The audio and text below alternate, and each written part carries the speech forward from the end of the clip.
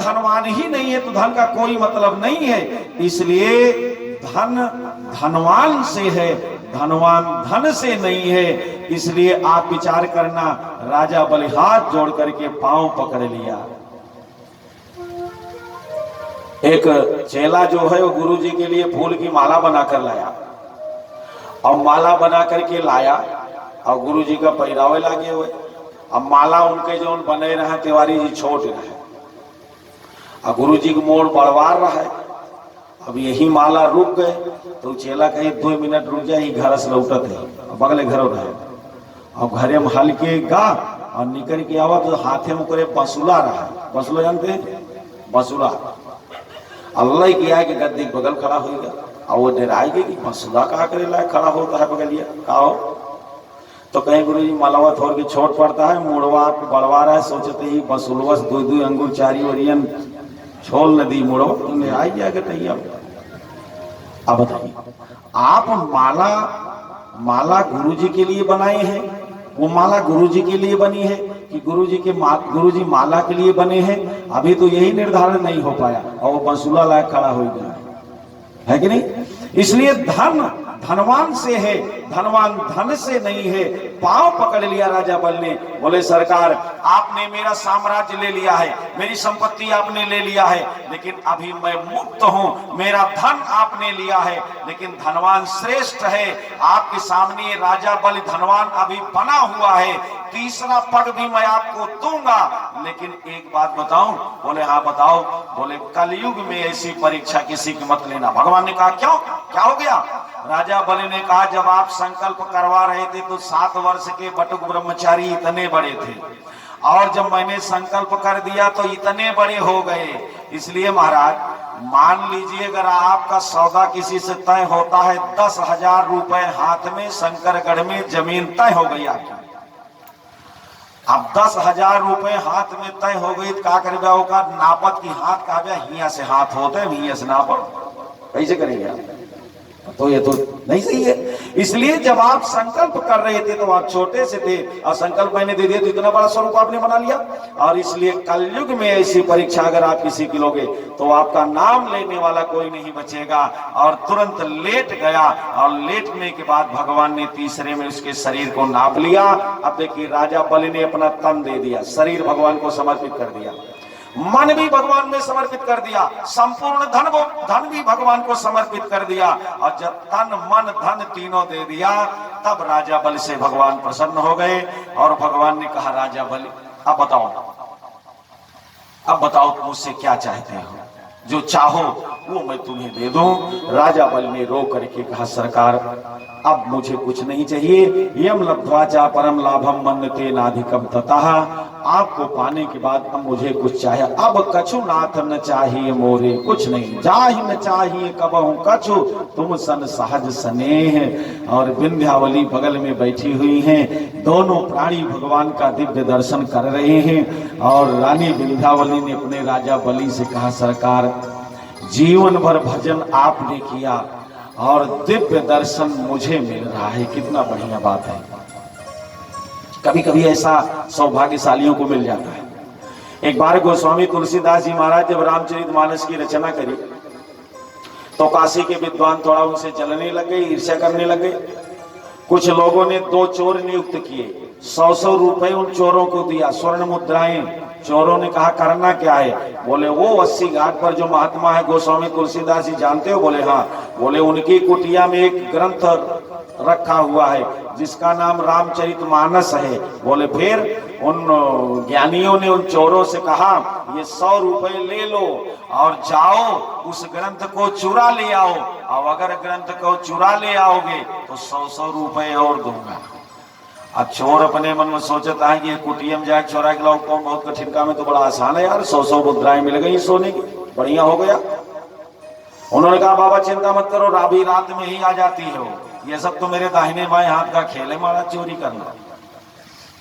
रात्रि में मध्यरात्रि हुई, अर्धरात्रि हुई, दोनों चोर गए। गोस्वामी तुलसीदास जी कुटिया के अंदर लेटे हुए हैं। अब उनको ऐसा लगा कि 12 बज गए हैं, महात्मा सो गया होगा। अब कुटिया में चल करके ग्रंथ लाया जाए। दे करके 100 रुपए कमाया जाए। और जब गए तो देखा कुटिया के बाहर धनुष बाण लिए हुए गौर और श्याम वर्ण के 2 बालक एकदम तटस्थ होकर के और वो धनुष बाण लेकर के वो कुटिया की रक्षा कर रहे थे। चोरों ने सोचा हमको लगता है बबुआ इन 2 लड़कों को रख लिया है रक्षा के लिए, अब वो ये तो नहीं हो पाएगा यार, मान लो अगर ये कुछ नहीं कर पाएंगे, ये हल्ला गुल्ला कर देंगे तो भी हम पकड़े जाएंगे। चलो अभी बच्चे हैं छोटे छोटे 10-12 साल के तो हैं, अभी 1 आध घंटे 12 बज रहा है, मान लो 12 बजे तक मोबाइल चलाए होंगे, अभी सो जाएंगे। अब तो सब लड़कों में 10-11-12 बजे मोबाइल चलाओ रहा थे। हमारे तिवारी जी का एक नाती है, वो आज कह रहा था कि बाबा यहाँ इंटरनेट नहीं चल रहा है ना। अब वो दिल्ली में रहता, वहाँ हरदम इंटरनेट है, और उसको पता ही नहीं कि यहाँ तिराई में मोबाइल चल जाए। और मैं कहने वाला था कि यार तुम इंटरनेट नहीं चलने से परेशान हो, हम यहाँ मोबाइल का नेटवर्क ही नहीं चल रहा है, हम उसी से परेशान है। यहाँ जो ही चल जाए समझो बड़ी बात है कि नहीं। खैर सो जाएंगे, दोनों बच्चे हैं 10-12 साल के, 12 बज रहा है, अभी 1 आध घंटे में सो जाएंगे। अब 1 घंटे बाद चोर फिर से आए, और जब फिर से आए तो देखा तो फिर से वो दोनों वहीं से खड़े बालक। उन्होंने कहा चलो हमको लगता है बड़े सावधान बच्चे हैं, चलो 2-3 बजे तक सो जाएंगे। 4 बार चोर आए और 4 बार वो बालक जगते मिले। इतने पर 4 बज गया, ब्रह्म मुहूर्त हो गया, गोस्वामी तुलसीदास जी सो करके जग गए, और जब जग गए वो दोनों बालक गायब हो गए।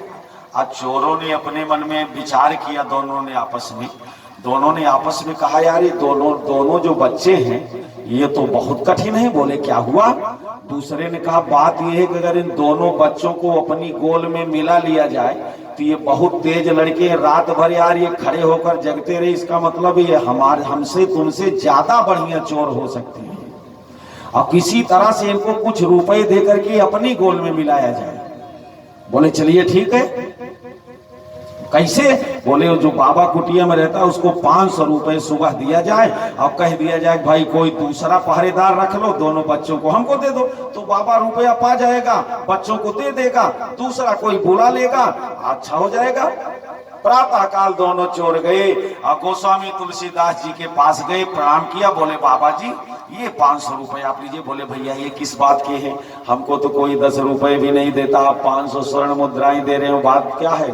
बोले बाबा कुछ खास बात नहीं, वही जो दोनों बच्चों को आपने रखा है पहरेदारी में, रक्षा में अपनी कुटिया के, उन्हीं दोनों बच्चों को आप दे दीजिए और रुपए 500 लीजिए, बाकी जिनको आप रखेंगे उनकी तनख्वाह अलग से दे दूंगा, ये तो आपकी दक्षिणा है। अब गोस्वामी जी अपने मन में सोचता है हम तो केहू रखे ना, नहीं कौन लड़कन की बात करता है। अरे किनकी बात आप कर रहे हो?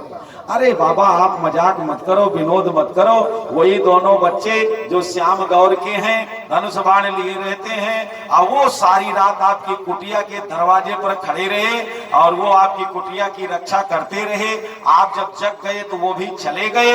मैं उन्हीं बच्चों की बात कर रहा हूँ। और तब तो महाराज गोस्वामी तुलसीदास जी की खोपड़ी घूम गई। उन्होंने कहा क्या कहा, कैसे थे वो बच्चे? और जैसे ही चोरों ने वर्णन किया और तैसे ही गोस्वामी तुलसीदास जी चोरों के चरणों में लेट गए, दंडवत प्रणाम कर लिया और रोने लग गए। हम चोरों ने गोस्वामी जी को उठाया, बोले महाराज आप मुझे प्रणाम करके शर्मिंदा न करो, आप सिद्ध कोटि के महात्मा हो, मुझे प्रणाम न करो। गोस्वामी तुलसीदास जी ने कहा मेरे भाई तुम प्रणाम करने योग्य हो। बोले क्यों? बोले इसलिए कि जीवन भर भजन हमने किया और रात भर दर्शन तुमने किया। बोलिए भक्त वत्सल भगवान की। रानी विंध्यावली कहती है जीवन भर भजन आपने किया और बढ़िया सुंदर दिव्य दर्शन मैंने किया। और भगवान ने राजा बलि को कृतार्थ किया। राजा बलि को भगवान ने भेजा पाताल में। राजा बलि भगवान को प्रणाम करके पाताल में गया, वहां का राज्य उसे मिला, स्वर्ग वापस देवताओं को मिल गया। बलि वामन के चरित्र पर विराम हुआ। बोलिए वामन भगवान की। 9वें स्कंद में संपूर्ण सूर्य वंश का वर्णन और तमाम राजाओं की वंशावलियों का वर्णन है। और 10वें स्कंद का प्रारंभ है, जहां पर भगवान के कृष्णावतार की दिव्य कथा है। हम आप कृष्णावतार की तरफ चलें। 2 बार मेरे साथ भगवान का नाम लीजिए और फिर 10वां स्कंद हम लोग प्रारंभ करें। बोलिए भक्तवत्सल भगवान की। मेरे मालिक के दरबार में है सब लोगों का खाता। मेरे मालिक के दरबार में है सब लोगों का खाता। मेरे मालिक के दरबार में है सब लोगों का खाता। मेरे मालिक के दरबार में है सब लोगों का खाता। जो कोई जैसी करनी करता वैसा ही फल पाता। जो कोई जैसी करनी करता वैसा ही फल पाता। मेरे मालिक के दरबार में है सब लोगों का खाता। मेरे मालिक के दरबार में है सब लोगों का खाता। मालिक के दरबार में है सब लोगों का खाता। क्या साधु क्या संत गृहस्थी क्या राजा क्या रानी। क्या साधु क्या संत गृहस्थी क्या राजा क्या रानी। क्या साधु क्या संत गृहस्थी क्या राजा क्या रानी। क्या साधु क्या संत गृहस्थी क्या राजा क्या रानी। प्रभु के पुस्तक में लिखी है सबकी कर्म कहानी। प्रभु के पुस्तक में लिखी है सबकी कर्म कहानी। अंतर्यामी अंदर बैठा सबका गणित लगाता। अंतर्यामी अंदर बैठा सबका गणित लगाता। मेरे मालिक के दरबार में है सब लोगों का खाता। मेरे मालिक के दरबार में है सब लोगों का खाता। बहुत बड़े कानून प्रभु की बहुत बड़ी मर्यादा। बहुत बड़े कानून प्रभु के बहुत बड़ी मर्यादा। बहुत बड़े कानून प्रभु की बहुत बड़ी मर्यादा। बहुत बड़े कानून प्रभु के बहुत बड़ी मर्यादा। किसी को कौड़ी कम नहीं देती नहीं किसी को ज्यादा। किसी को कौड़ी कम नहीं देते नहीं किसी को ज्यादा। इसीलिए तो वो दुनिया का जगतपति कहलाता। इसीलिए तो वह दुनिया का जगतपति कहलाता। मेरे मालिक के दरबार में है सब लोगों का खाता। मेरे मालिक के दरबार में है सब लोगों का खाता। मेरे मालिक के दरबार में है सब लोगों का खाता। मेरे मालिक के दरबार में है सब लोगों का खाता। उजली करनी कर ली बंदी करम न करिए काला। उजली करनी कर ले बंदे कर्म न करिए काला। लाख आंख से देख रहा है तुझे देखने वाला। लाख आंख से देख रहा है तुम्हें देखने वाला। लाख आंख से देख रहा है तुम्हें देखने वाला। लाख आंख से देख रहा है तुम्हें देखने वाला। जो कोई जैसी करनी करता वैसा ही फल पाता। जो कोई जैसी करनी करता वैसा ही फल पाता। मेरे मालिक के दरबार में है सब लोगों का खाता। अरे मेरे मालिक के दरबार में है सब लोगों का खाता। है सब लोगों का खाता। है सब लोगों का खाता। भागवत भगवान की कथितो वंश विस्तारो भवता सोम सूर्ययोः राज्ञां चोभय वंश्यानां चरितम परमाद्भुतम। देखो भागवत जी की कथा का बड़ा सुंदर रहस्य है। परीक्षित जी को भागवत जी के प्रथम स्कंद में धर्म का निरूपण और द्वितीय स्कंद में भगवत धर्म और भगवान के अवतारों के निरूपण को सुनने के बाद परीक्षित जी महाराज का ज्ञान उदय हो गया। तृतीय स्कंद में कपिल नारायण भगवान के सांख्य शास्त्र को श्रवण करने के बाद और भगवान वाराह नारायण की अवतार की कथा को श्रवण करने के बाद राजा परीक्षित को भगवान द्वारिकाधीश के चरणों का दर्शन होने लग गया। इसलिए कि उन वक्ता और उन श्रोता में अलौकिक शक्तियां हैं। और जब चतुर्थ स्कंद में ध्रुव जी के दिव्य चरित्र का अनुगान किया और ध्रुव जी के ऊपर भगवान की अहेतु की कृपा को श्रवण किया और पंचम स्कंद में जड़भरत जी के दिव्य चरित्र को श्रवण करने के बाद उनके साधुत्व का बोध करने के बाद राजा परीक्षित को भगवान के घुटनों तक का दर्शन हुआ। छठवें स्कंद में वृत्त चरित्र के बाद और वृत्रासुर की स्तुति को श्रवण करने के बाद परीक्षित जी महाराज को भगवान के उदर मंडल का दर्शन होने लग गया। सप्तम स्कंद में प्रहलाद जी के दिव्य चरित्र को प्रहलाद जी के लिए नरसिंह भगवान के नारायण के आने की कथा को श्रवण करने के बाद परीक्षित जी महाराज को भगवान के वक्षस्थल का दर्शन होने लग गया।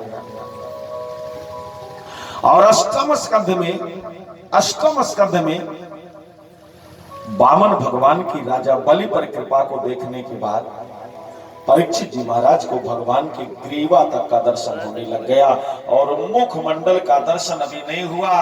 और तैसे ही परीक्षित जी महाराज ने रो करके अधीर होकर के व्याकुल होकर के, जैसे आप किसी व्यक्ति से बहुत अगाध प्रेम करते हो, सांसारिक किसी व्यक्ति से,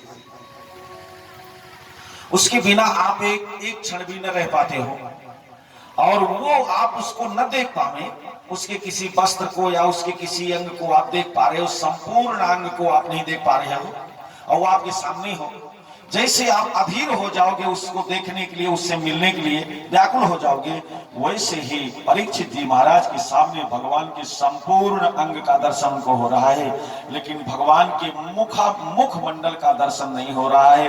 और तैसे ही परीक्षित जी महाराज ने राजा सुखदेव स्वामी को टोकते हुए कहा, बोले गुरुदेव, आपने भवता सोम सूर्ययोः वंश विस्तारः कथितः, आपने सोम वंश और चंद्र और सूर्य वंश के बहुत सारे भक्तों और राजाओं के चरित्रों का बखान किया, लेकिन अब मेरी इच्छा क्या है, आप एक क्षण के लिए श्रवण कर लें। सुखदेव स्वामी ने कहा, बताओ। परीक्षित जी महाराज रोने लग गए और परीक्षित जी महाराज ने रो करके कहा, बोले गुरुदेव, द्रौणस्त विपुष्टमिदं मदंगम संतान बीजम कुरु पांडवानाम, जिन्होंने जुगोपकुक्षिम गत आत चक्रो मातुश्चमेय शरणंगताया। द्रोणाचार्य पुत्र अश्वत्थामा के ब्रह्मास्त्र से मैं अपनी मां उत्तरा के गर्भ में जल गया था और मेरी मां उत्तरा के गर्भ में जाकर के जिन भगवान ने मेरी रक्षा करी थी, मुझे उन भगवान की कथा श्रवण करनी है। परीक्षित जी महाराज की बात को सुनकर के सुखदेव स्वामी थोड़ा सा हंसे और उन्होंने भ्रमित करने के लिए कहा, परीक्षित, मैं समझा नहीं तुम किनकी बात कर रहे हो, किन्होंने तुम्हारी रक्षा करी थी, मैं नहीं समझ पा रहा हूँ। अब तब परीक्षित जी ने फिर से हाथ जोड़ा, उन्होंने कह दिया, बोले गुरुदेव, पिता महा में समरे मरंजय देवव्रताद्यातिरथैस्तिमिंगिलैः दुरत्ययं कौरव सैन्य सागरम कृत्वा तरन् वत्सपदं स्मयत् प्लवाः। इस महाभारत रूपी समुद्र में देवव्रत, कृपाचार्य और द्रोणाचार्य जैसे बड़े बड़े तिमिंगिल माने मगरमच्छों से मेरे पितामहों की अर्थात पांडवों की रक्षा जिन्होंने किया था, उन द्वारिकाधीश भगवान की, उन कन्हैया की कथा मैं श्रवण करना चाहता हूं, आप मुझे कथा श्रवण करावें। सुखदेव स्वामी प्रसन्न हो गए। उन्होंने कहा, परीक्षित, बात सुनो। आज चौथा दिन है, एक क्षण के लिए न तुम उठे हो न हम उठे हैं। मान लो हम तो ब्रह्म विद्या का ज्ञान रखने वाले लोग हैं, हमें तो भूख प्यास कभी लगती ही नहीं है। लेकिन परीक्षित तुम गृहस्थ व्यक्ति हो और तुम भूख प्यास से पीड़ित हुए हो, इसलिए मेरी इच्छा ये है कि जाकर के तुम कुछ खा पी करके आओ, आगे की कथा तब मैं तुम्हें श्रवण कराऊं।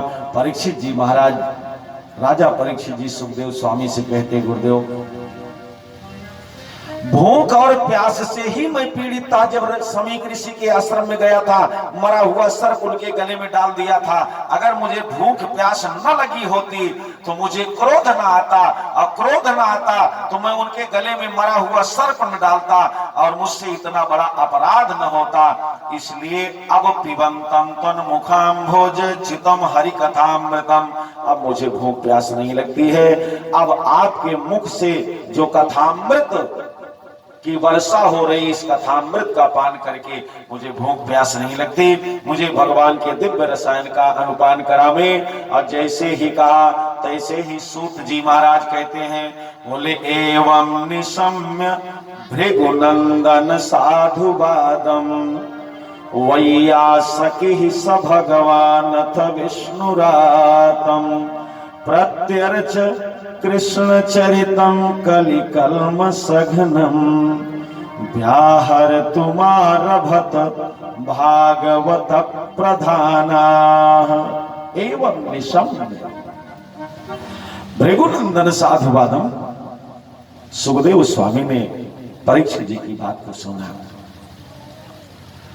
आप विचार करो, इन कथाओं से श्रोता और वक्ता दोनों को आत्मचिंतन करना चाहिए, आत्ममंथन करना चाहिए।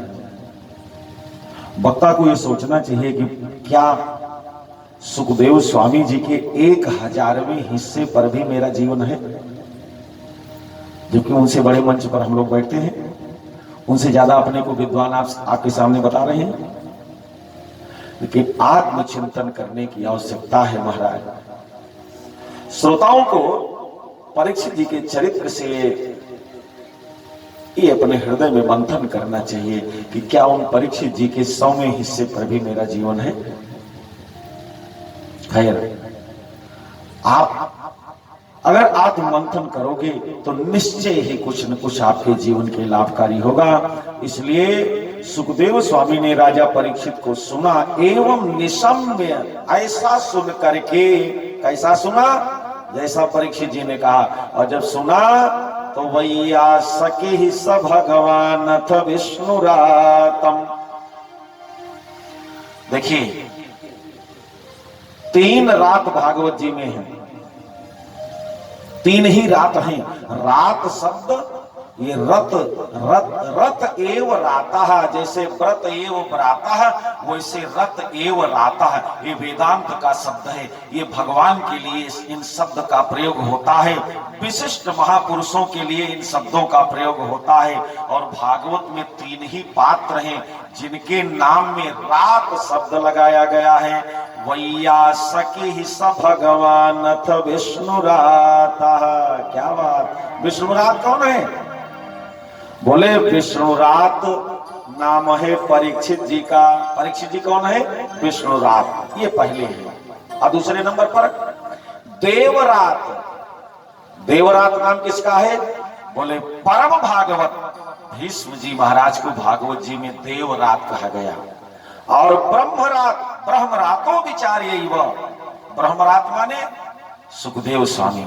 ये 3 विशिष्ट महापुरुष भागवत जी में हैं जिनके सामने भगवान को भी नतमस्तक होना पड़ता है।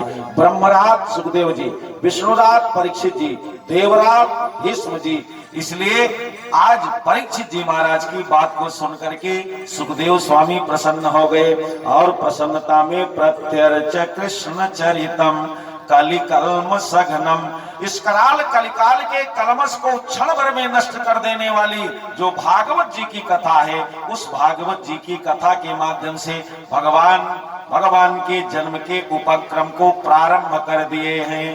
बोलो भक्तवत्सल भगवान की जय। भगवान के जन्म का उपक्रम, उग्रसेन ने पुत्री देवकी का विवाह कर दिया वसुदेव जी से। कंस जो अपने पिता की 5 संतानों में सबसे छोटा है, वो अपनी चचेरी बहन द्रौपदी को देवकी को अतिशय प्रेम करता है और वो देवकी को पहुंचाने के लिए रथ पर बैठा करके स्वयं रथ हाँकते हुए ससुराल पहुंचाने जा रहा है। मार्ग में ही आकाशवाणी हो गई, देवक्यास्तुष्टमो गर्भ तत्कालो बभूवः। ये देवकी जिसको तुम पहुंचाने ले जा रहे हो, जिसको बड़ा प्यार करते हो, उस देवकी का 8वां गर्भ तुम्हारा काल होगा। और जैसे ही सुना और तैसे ही कंस ने रथ को रोक दिया और उसने सुना देवकी का 8वां गर्भ मुझे मारेगा, ये तो बात की बात है। जब देवकी को अभी मैं मार दूंगा तो बेटा होगा ही नहीं, इसका मतलब फिर मैं अमर हो जाऊंगा। निकाला तलवार, पकड़ा बाल और बाल पकड़ करके जैसे मारने चला और तैसे ही वसुदेव जी ने मना किया। बोले सुनिए, ये मेरी जिम्मेदारी है कि मैं अपनी पत्नी के प्राण की रक्षा करूं और आप इसे मत मारिए। वसुदेव जी ने कंस से कहा कि आपको देवकी से कोई कष्ट नहीं है, देवकी के पुत्र से है और मैं तुम्हें वचन देता हूं, अब मैं देवकी के सारे पुत्रों को ला करके तुम्हें दे दूंगा और अगर मैंने नहीं दिया तो मैं तुम्हें वचन देता हूं, मेरी बात अगर झूठी हो जाए तो मेरे सारे पितर पतंती रौरवाह नरके, मेरे सारे पितर रौरव नरक को प्राप्त हो जाएं अगर मैं अपनी बात से हट जाऊं तो आप देवकी को छोड़ दीजिए। और देखो, कंस जानता है कि वसुदेव जी कभी झूठ नहीं बोलते, ये है। और तुरंत देवकी को मुक्त कर दिया और प्रथम पुत्र का जन्म हुआ। वसुदेव जी वचनानुसार लेकर के गए, कंस ने गोदी में उठाया, देखा बड़ा लाडला है, सुंदर सुकुमार सुकुमार है, बहुत आभा प्रभा कांति से युक्त है, वापस कर दिया। बोले वसुदेव जी आपने अपने वचन का पालन किया, बेटे को ले आए, लेकिन इस बेटे से मुझे कोई खतरा नहीं, वापस ले जाओ। लेकर के चले गए। आज लेकर के चले गए तो नारद जी इधर पहुंच गए। नारद जी ने कंस, बोले क्या है? बोले मैं आया हूं। और जैसे ही नारद जी की आवाज को सुना तैसे दृष्टि किया, नारद जी दिखाई पड़े, आइए आइए गुरुदेव, कुर्सी लाओ गुरु जी के लिए। और नारद जी के लिए बढ़िया सुंदर आसन दिया गया। नारद जी ऐसे महात्मा है, वो चाहे राक्षस के यहाँ जाए तो भी उन्हें कुर्सी, देवता के यहाँ जाए तो भी उन्हें कुर्सी, मानव के यहाँ जाए तो भी उनको कुर्सी, जहां जाए वहीं कुर्सी। भाजपा में जाए तो भी टिकट, बसपा में जाए तो भी टिकट, गठबंधन में जाए तो भी टिकट, जहां जाए वही टिकट। बोलिए राधा कृष्ण भगवान की। ये आपकी अपनी प्रभुता है, इसमें किसी का कोई एहसान थोड़े है, ये तो आपका अपना वो है, क्षमता है। इसलिए नारद जी की अपनी क्षमता है, वो उनकी प्रभुता है कि राक्षसों से भी कुर्सी ले रहे, बैठ गए। और जैसे ही बैठ गए महाराज, तैसे ही कंस ने ब्रूतागमन कारणम महाराज कैसे बधारे। और कंस ने पूछा और नारद जी ने 8 रेखा खींच दिया। बोले कंस इधर से गिन दो, और जब इधर से गिना तो 1 2 3 4 करके ये वाली 8 हो गई, और जब इधर से गिना तो 1 2 3 4 करके इधर वाली 8 हो गई। बोले नहीं, अब दूसरी वाली से गिनो, तो ये ऐसे करके गिना, एक न एक कोई न कोई 8 हो जाएगी। नारद जी ने कहा कुछ बात समझ में आई? बोले महाराज पूरे जिले में आपसे बढ़िया रेखा गणित समझाने वाला कोई नहीं मिला। कितना बढ़िया पढ़ाते हैं आप, सेंटर खोल लेते तो 2000 आपको मिलता है कि नहीं? इतना बढ़िया 2 ही मिनट में आपने बड़ी बात समझा दिया। बोले क्या समझ गए? बोले इसका मतलब ये है कि वसुदेव जी का कोई भी बेटा 8वां हो सकता है। बोले बिल्कुल यही मेरी गणित है, अब तुम्हारी अपनी इच्छा है, क्या करोगे? बोले इसका मतलब 8 को मार दो। बोले इसको मैं क्यों कहूंगा कि 8 को मार दो भैया, मैं पाप क्यों कमाने आया हूं? मैंने तो आपको समझा दिया। 6 पुत्रों को मार दिया कंस ने, अब 7वें का नंबर है। और 7वें का जब समय आया, भगवान ने क्षीर सागर में हलचल हुई, शेष नारायण की तंद्रा भंग हुई। भगवान नारायण ने शेष जी को आवाहन किया, सामने खड़े हो गए और तब भगवान ने गंभीर मुद्रा बनाई और शेष नारायण से कहा, अनंत जी अब हमको और आपको संसार में चल करके बढ़िया सुंदर मानवों लीला करनी है, बढ़िया वात्सल्य लीला करनी है। बोले फिर? बोले 7वें गर्भ में मैया देवकी के जाकर के निवास करो। 7मो वैष्णवम धाम यमनंतम प्रचक्षते। जिनको अनंत नारायण कहा जाता है, शेष नारायण कहा जाता है, वो भगवान को प्रणाम करके सातवें गर्भ में आकर के माता देवकी के सातवें गर्भ में निवास करने लग गए। इधर भगवान ने अपनी योग माया को बुलाया, महामाया को बुलाया, और योग माया से भगवान ने कहा सुनो, मेरी दो माताएं हैं, एक देवकी और एक रोहिणी, और तुम माता देवकी के उदर से शेष भगवान को निकालो माया से, ले जाकर के रोहिणी मैया के उदरस्थ करो, और तुम स्वयं जाकर के नंद यशोदा के यहाँ अवतार लो, और आठवें गर्भ में मैं निवास करके अवतार लेने आ रहा हूँ, और तब चारों युगों की सबसे सुंदर लीला वृंदावन में मैं करूंगा। और जैसे ही कहा योग माया ने वैसे ही किया, शेष भगवान को कर्षण करके और ले जाकर के माता रोहिणी के उदर में धारण कर दिया। बोलो भक्तवत्सल भगवान की। और प्रातः काल कंस के पास खबर गई कि सातवां गर्भ तो नष्ट हो गया। कंस हंसने लग गया, 6 को मैंने मार दिया, 7वां अपने आप डर के मारे मर गया।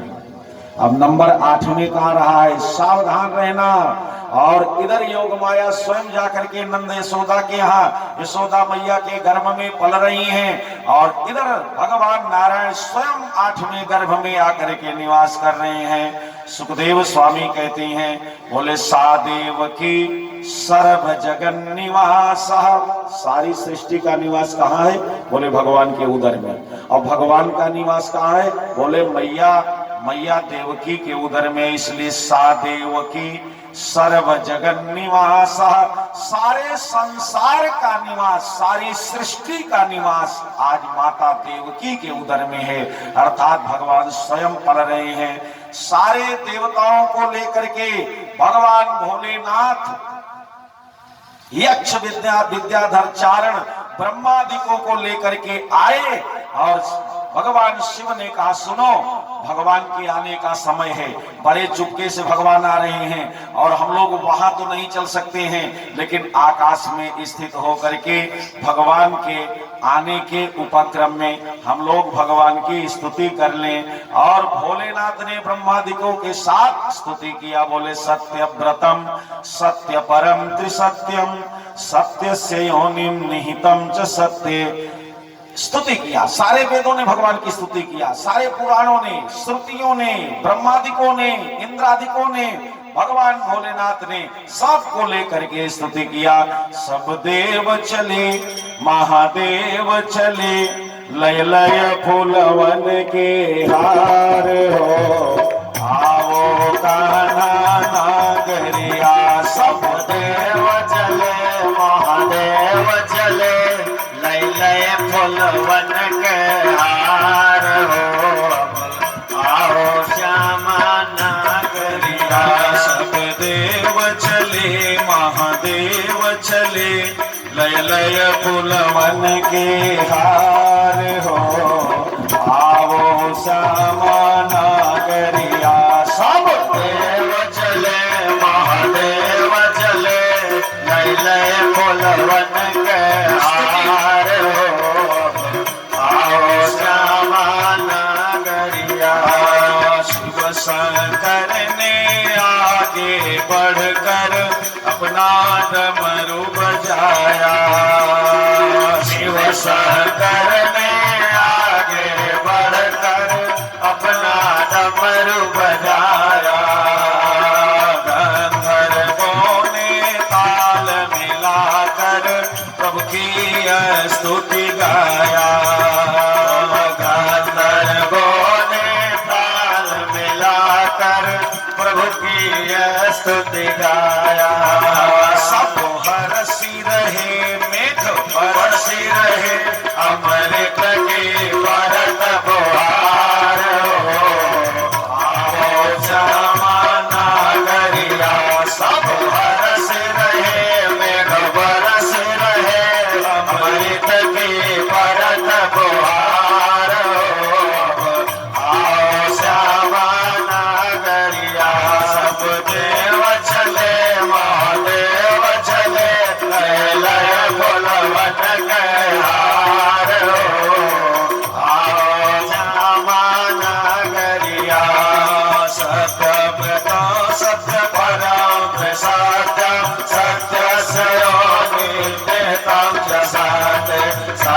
सत्यस्य सत्यामृत सत्यनेत्रं सत्यात्मकं त्वां शरणं प्रपन्ना सत्यात्मकं त्वां शरणं प्रपन्ना बरस रहे फूल बरस रहे अमृत की बरत बहार आओ जमाना गरिया ब्रह्म वेद पढ़े सूरज आन चढ़े गुणवन कह करे बोछार हो आओ जमाना गरिया सब देव चले महादेव चले लय लय बलवन के हार हो आओ जमाना गरिया देव चले महादेव चले लय लय बलवन के हार हो आओ जमाना गरिया आओ जमाना गरिया आओ जमाना गरिया सब देव चले महादेव चले बलवन के हार हो आओ जमाना गरिया चले आओ जमाना गरिया आओ जमाना गरिया सब भगवान की सारे देवताओं ने भगवान की गर्भ स्तुति करी और वो समय आया जब भाद्रपद का महीना है। क्या बात, भाद्रपद बड़ा पवित्र महीना, बड़ा पावन मास। भद्र शब्द माने ही होता है कल्याणकारी,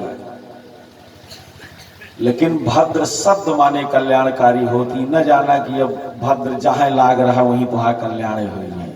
बोलिए राधा कृष्ण भगवान की। हाँ, अब जिसे हमारे यहाँ वेद मंत्र में लिखा है, स्वस्ति वाचन हमारे प्रिंसिपल साहब लोग करते हैं, आचार्य जी लोग, तो वहां लिखते हैं भद्रं कर्णे शृणुयाम देवाः भद्रं पश्येमाक्षभिर्यजत्राः स्थिरैरङ्गैस्तुष्टुवाग्गुंसस्तनोभिर्व्यसेम देवहितं यदायुः। तो भद्रं कर्णे शृणुयाम देवाः, क्या बात, हम अपने कानों से भद्रम माने कल्याणकारी बातों को सुने, कल्याणकारी प्रवचनों का श्रवण करें। वो स्वस्ति वाचन में है मंत्र। इसलिए आज देखिए भगवान के आने का समय हुआ, महीना भाद्रपद आया, पक्ष